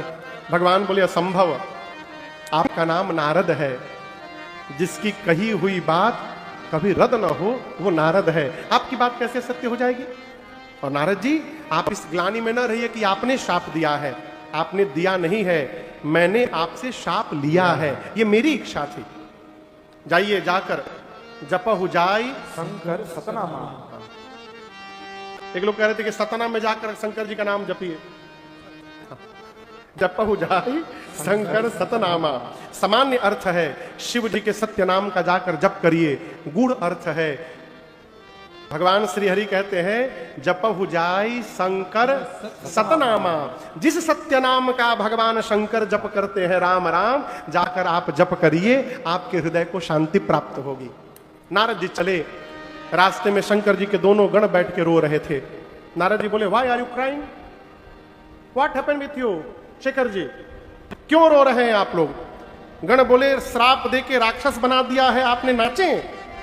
नारद जी बोले तुम क्या समझते हो, केवल तुम्ही को श्राप दिया हूं, अभी अभी भगवान को भी देके आ रहा हूं। तुम दोनों प्रतापी असुर बनोगे और तुम दोनों का उद्धार करने के लिए भगवान अवतार लेंगे। ये राम जी के जन्म का तीसरा कारण। चौथे कारण में सृष्टि के आदि माता पिता स्वयंभू मनु महाराज और शत्रुपा मैया नैमिषारण्य में जाकर राजपाट उत्तानपाद जी को सौंप कर, अपने बेटे को सौंप करके नैमिषारण्य में चले गए मुनियों के साथ रहने, वहीं सत्संग करते थे। नैमिषारण्य आप लोग जानते हैं, बोलिए कौन से राज्य में है। हाँ तब ठीक है, उत्तर प्रदेश में, हाँ लखनऊ के पास ही है नैमिषारण्य, पूरी सृष्टि का केंद्र है वो। मनु महाराज मुनियों के साथ घूमने लगे, कथा सुनने लगे। एक दिन शत्रुपा मैया से बोले देवी जिसकी कथा इतनी सुंदर है वो कितना सुंदर होगा। मन में देखने का भाव जगा। मुनियों ने कहा 12 अक्षर मंत्र का जप करिए। 23,000 वर्ष जप किए। कितने दिन। अशोक भैया ब्रह्मा जी विधि हरिहर तप देखी अपारा, मनु समीप आए बहु बारा। 6 बार ब्रह्मा जी आए। जैसे 1000 साल पूरा होता था, 6 बार ब्रह्मा जी गए, जाकर मनु जी से बोले ब्रह्मलोक ले लीजिए। मनु जी चुप रहे, बोले नहीं। जब ब्रह्मा जी थक गए तो 7 बार विष्णु जी गए, 7000 साल तक, बोले विष्णु लोक ले लीजिए। मनु जी बोले नहीं। कितना हो गया? कितना साल हो गया? 13000 साल। 10 बार शंकर जी गए। 5 बार तो जाकर कहते थे कैलाश ले लीजिए, शिवलोक ले लीजिए, नहीं बोले तो बाद के 5 बार बोले त्रैलोक के ले लीजिए। तीनों लोग, ब्रह्मलोक, शिवलोक, विष्णुलोक। 10,000 साल तक शंकर जी गए, नहीं बोले। वो स्वामी जी कहते हैं तपस्या करते करते शरीर के भीतर के मांस गल गए थे। अस्थि मात्र होई रहे शरीरा, तदपि मनाग मनहि नहीं पीरा। शरीर के मांस गल गए थे, ऐसा लग रहा था कि हड्डियों पर चमड़े का कपड़ा पहनाया गया है। उसके बाद कोई ग्लानि नहीं। जब 23,000 साल बीता तब जाकर राम जी की ब्रह्मवाणी हुई। मांगु मांगु पर भय नभ बानी।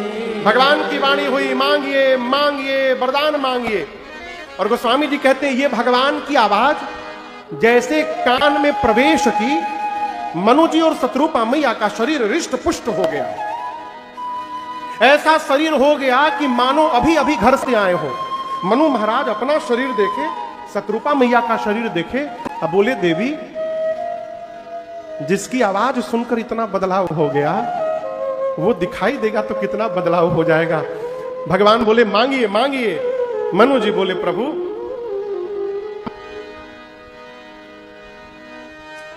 जो भुसुंडी मन मानस हंसा। हे प्रभु, काग भुसुंडी जी के मन रूपी सरोवर में आपका जो रूप हंस बन करके विचरण करता है वो रूप देखना है। जो स्वरूप बस शिव मन मा। शंकर जी के मन में आपका जो रूप रहता है वो रूप देखना है। यही 2 नाम क्यों लिया? मनु जी मुनियों के साथ जब सत्संग करते थे तो सुने थे कि शंकर जी के मन में राम जी का रूप रहता है, काकभुसुंडी जी के हृदय में रहता है, वो लोग नित्य देखते हैं। मनु जी बोले हमको वही रूप देखना है। आपको पता है कि शंकर जी और काकभुसुंडी जी भगवान का कौन सा रूप देखते हैं? बालक वाला रूप। इष्ट देव मम बालक राम। मनु जी बोले हमको वही रूप देखना है। जैसे मनु जी ने कहा भगवान प्रकट हो गए। कैसे प्रकट हो गए? नील सरोरुह नीलमणि नील नीरधर श्याम लाजहि तन शोभा निरति कोटि कोटि सतका। युगल स्वरूप में भगवान श्री सीताराम जी प्रकट हो गए। बालक रूप में नहीं, युगल रूप में सीताराम जी बड़े रूप में। यहां राम जी ने अच्छा किया क्या? मनु जी कह रहे थे कि हमको जो शंकर जी और काकभुसुंडी जी देखते हैं वो देखना है। ये राम जी बड़े रूप में कहां आ गए? ये प्रश्न है। एक दिन बैठकर हम लोग आपस में विचार कर रहे थे ये तो कैसे हो गया। भाई बालक के रूप में आना चाहिए ना, लेकिन समझिएगा भगवान जानबूझ के नहीं आए। राम जी इस बात को जानते हैं कि मनु जी को ये तो पता है कि शंकर जी और काकभुसुंडी जी देखते हैं, लेकिन कौन से रूप को देखते हैं ये नहीं पता है। तो मैं जो दिखा दूंगा ये उसी को मान जाएंगे। तो बालक रूप में आ जाते तो क्या बिगड़ जाता? कुछ नहीं बिगड़ता। लेकिन राम जी सोचे आज मनु जी मुझसे वरदान मांगने वाले हैं। अच्छा कल्पना करिए आपके लुधियाने में कोई कार्यक्रम हो, आपको ड्यूटी दिया गया चंदा जमा करने का। आप किसी के घर चंदा लेने गए, डोरबेल बजाएं, गेट खुला और जिससे चंदा मांगने गए हैं उसका 8 साल का बेटा गेट पे आ गया। क्या आप बेटे से चंदा मांगेंगे? बोलिए नहीं मानेंगे ना, लौट जाएंगे। भगवान सोचे यदि मैं बालक बन के आ गया तो कहीं मुझे बालक जान करके मनु जी को मुझसे वरदान मांगने में संकोच न हो जाए, तो इनको बिना वरदान के लौटना पड़ेगा। इसलिए उनको वरदान देने के लिए भगवान युगल रूप में प्रकट हो गए। श्री सीताराम जी आंखों के सामने प्रकट हो गए। अब मनु जी और शत्रुपा मैया लगे टकटकी लगाकर दिखने, निहार रहे हैं।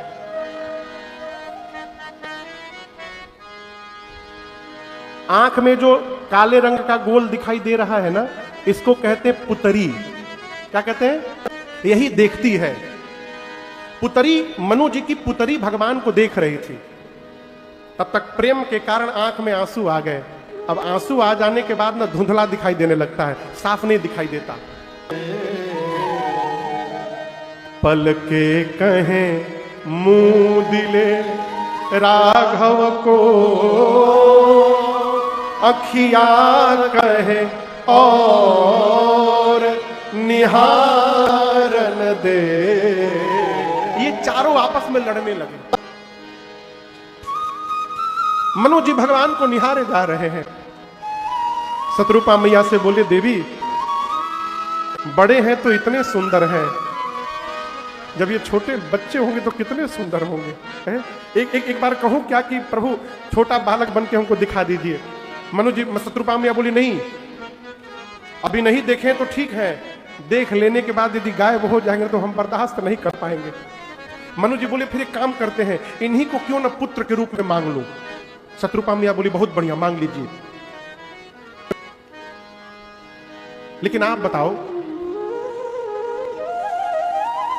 कोई भी बेटा अपने बाप से कहेगा कि पिताजी हम चाहते हैं अगले जन्म में हम बाप बने, आप बेटा बनिएगा? कोई बोलेगा? हमारे प्रेम भैया बैठे हैं, ये बेटा बैठा है सामने, कहोगे पापा से कि पापा अगले जन्म में हम बाप बनेंगे, आप बेटा बनिएगा? कहोगे? नहीं ना। मनु जी महाराज जगत के पिता को पुत्र बनाना चाहते हैं, बोल नहीं पा रहे कि प्रभु आप हमारे पुत्र बन जाइए। तो दिमाग लगाएं। राम जी बोले, क्या चाहिए? बोले, प्रभु आपके जैसा बेटा चाहिए। आप नहीं, कोई भी हो चलेगा, आपके जैसा बेटा चाहिए। भगवान समझ गए चतुराई हो रही है। राम जी बोले, अब अपने जैसा हम कहां ढूंढने जाएंगे मनु जी, चलिए आपको वचन देता हूं, मैं ही आपके घर पुत्र बन करके अवतार ले लूंगा, ये मेरा वचन है आपको।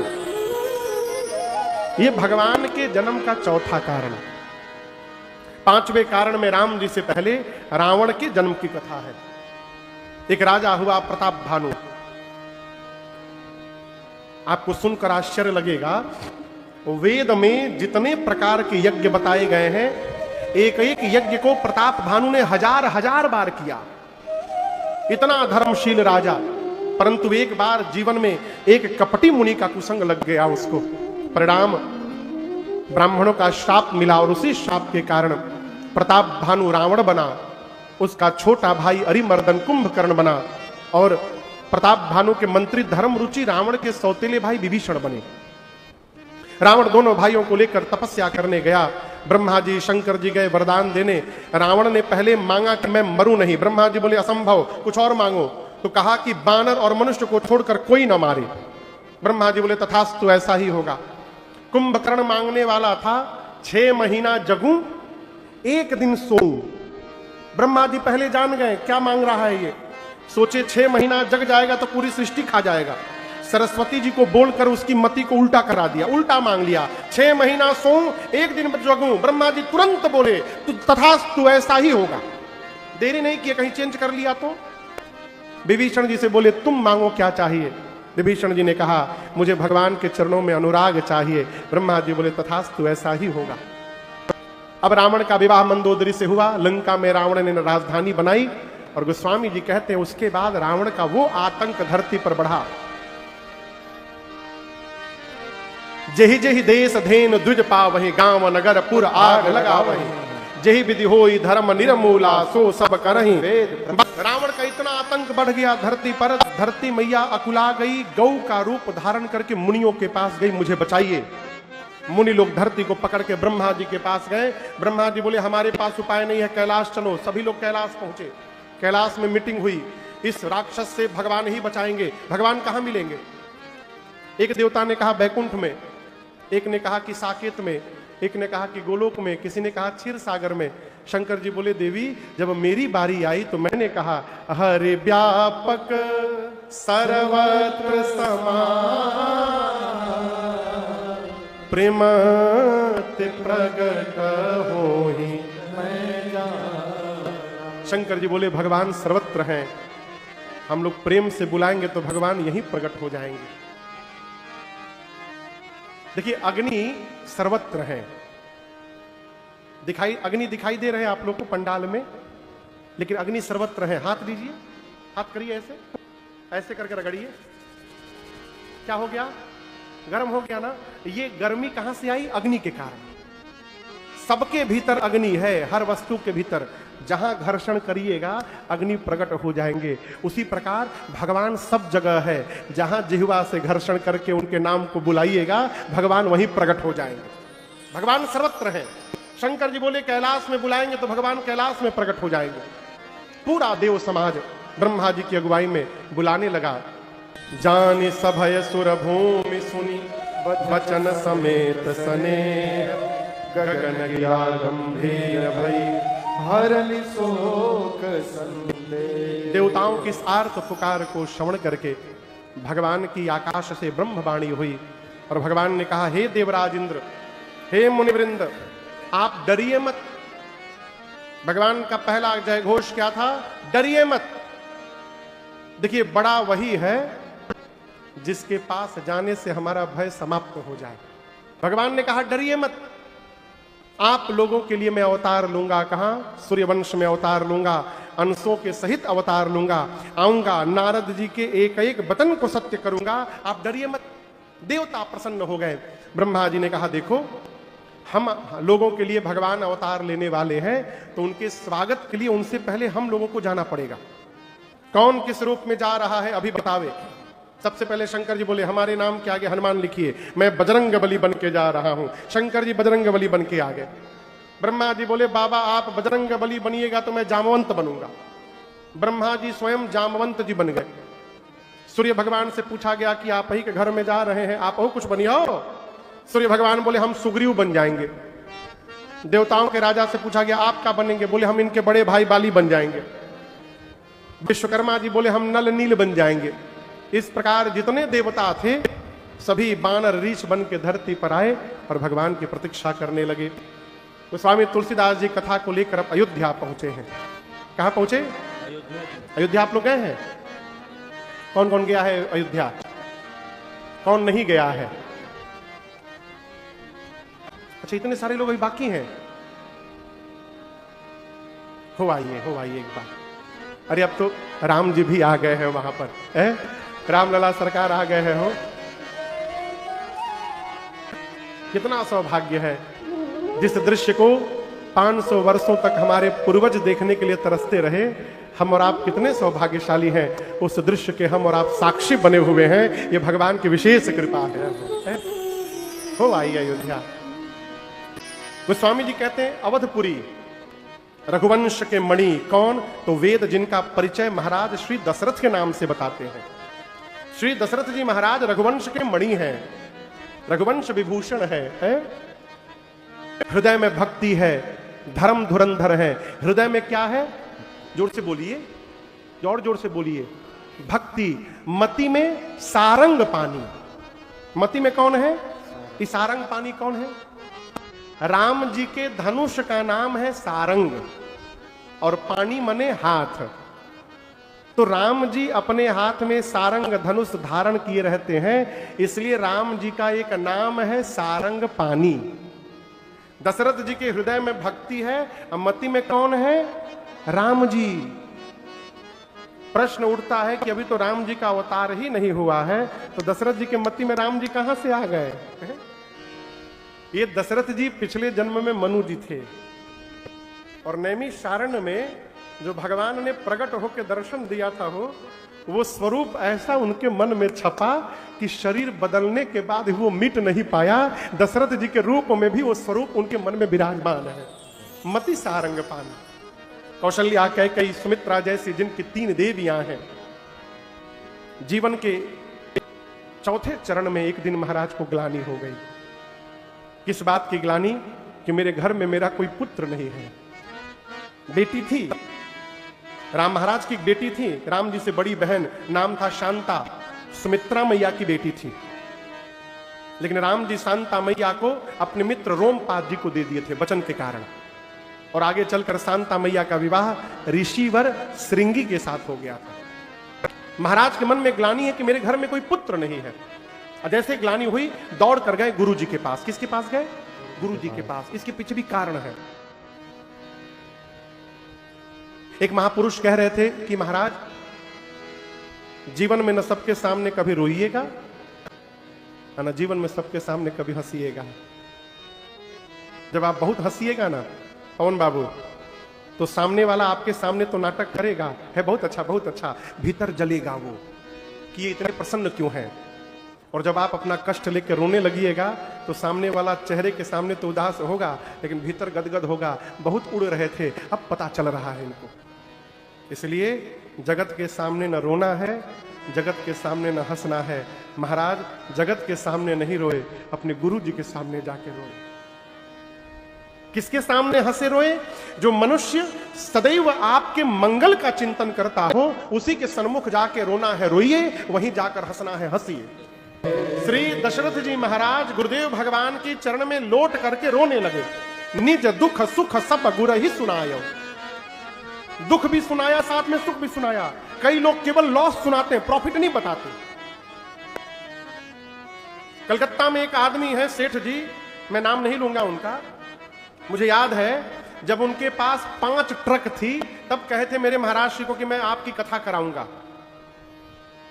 आज उनके पास 500 ट्रक है, कथा नहीं करा पाए। और तो और सुनिए, जब कभी मिलना भी होता है ना, तो ये नहीं बताते 500 ट्रक हो गया है, कहते महाराज बहुत नुकसान हो गया है। अब परसों एक ट्रक लड़ गया था। जीव नुकसान बताता है, लाभ नहीं बताता। दशरथ जी महाराज निज दुख और साथ में समाज का सुख सब गुरु ही सुनाया, सब सुनाया। जैसे महाराज रो रहे थे, गुरुदेव भगवान मुस्कुराने लगे। महाराज बोले, गुरुदेव मैं रो रहा हूं, आप हंस रहे हैं। गुरु जी बोले, महाराज आप अपना वर्तमान देख करके रो रहे हैं, मैं आपका आने वाला भविष्य देख के हंस रहा हूं। धैर्य रखिए, धैर्य रखिए महाराज। आप एक संतान के लिए रो रहे हैं, मैं कहता हूं आपके घर में 4-4 पुत्र होने वाले हैं। धैर्य रखिए। गुरुदेव ने श्रृंगी ऋषि को बुलाया और अयोध्या में पुत्र कामेष्टि यज्ञ प्रारंभ हुआ। पुत्र होंगे, ये बात किसने कही थी? गुरु जी ने। तो ये संकल्प किसका हो गया? गुरु जी का। क्यों कह रहा हूं, दर्शन करिए। यज्ञ में आहुति दशरथ जी नहीं दिए, गुरु जी दिए, क्योंकि उनका संकल्प था। आप लोग आए हैं सोमनाथ, घर परिवार में कई लोग कहे होंगे मेरी ओर से भी मत्था टेक लेना, कहे हैं ना? लोग कहे होंगे घर में, जा रहे हो सोमनाथ, मेरी ओर से भी मत्था टेक लेना। कभी घर में कोई नहीं कहा होगा कि I am very busy today, time नहीं है ब्रेकफास्ट का, मेरी ओर से 2 पराठा खा लेना। आज तक कभी किसी ने कहा है? जिस प्रकार भोजन स्वयं को करना पड़ता है, उसी प्रकार आपका भजन भी आपको स्वयं करना पड़ेगा। आपके बदले कोई नहीं कर सकता। संकल्प गुरु जी का, तो आहुति गुरु जी को देनी पड़ेगी। और दर्शन करिए, यज्ञ प्रारंभ हुआ। भगति सहित मुनि आहुति दीने, भगति सहित मुनि आहुति दीने, प्रगटे अग्नि चरु कर दीन्हे। बाद अग्नि कुंड से साक्षात भगवान श्री अग्नि नारायण प्रकट हुए और गुरुदेव भगवान वशिष्ठ जी को कहे, गुरु वशिष्ठ जी, जिस निमित्त आपने यज्ञ कराया, आपकी मनोकामना पूरी भई।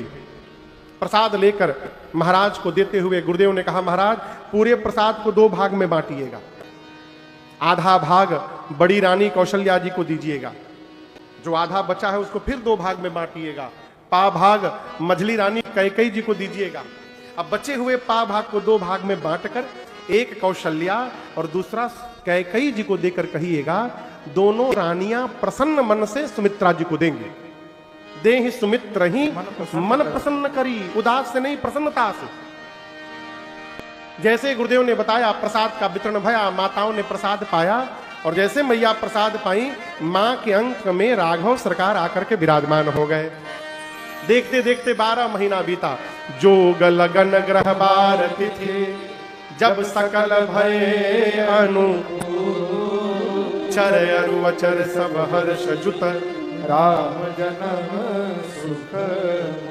चैत्र मास शुक्ल पक्ष नवमी तिथि दिन मंगलवार का दोपहर का 11:30 अभिजीत मुहूर्त बजा।